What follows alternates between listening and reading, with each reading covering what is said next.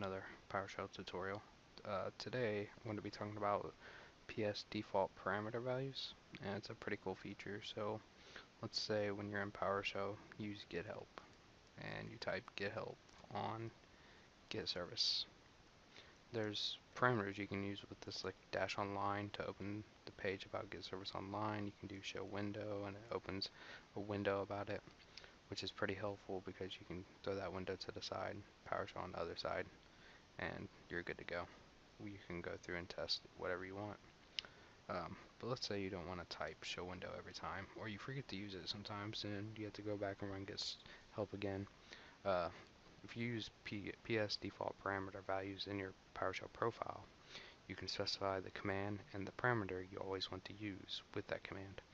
So for instance, we'll do show window with get help. So we'll type in here PS default parameter values, and with the hash table we'll do get dash help, and then our parameter is show window, and then true means that it's active.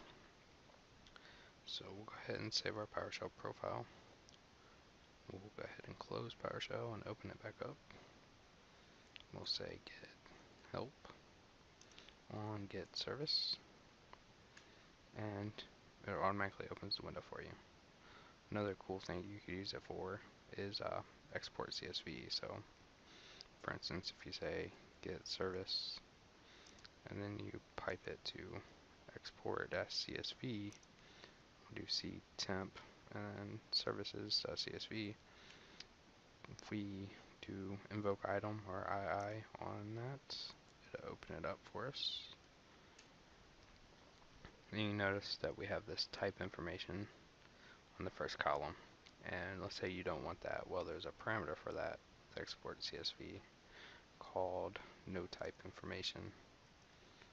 Well, what you can do is take that parameter and you can say export-csv,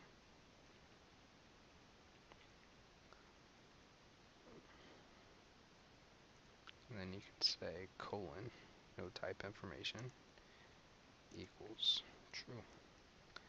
Now save your PowerShell profile, and we'll copy this command, close out, open up new PowerShell window,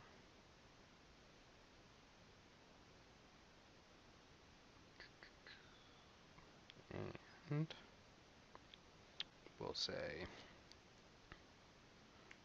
go ahead and paste that in, run it, do invoke item on ctemp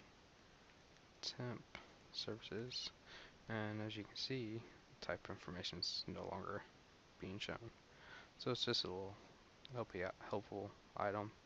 You can do it with tons of commands that you use on a day-to-day basis. So let me know what you think, and then if you have any other videos or anything you have questions about, just let me know, and I'll gladly post a video trying to resolve your issue or explaining how something works. Thanks for watching.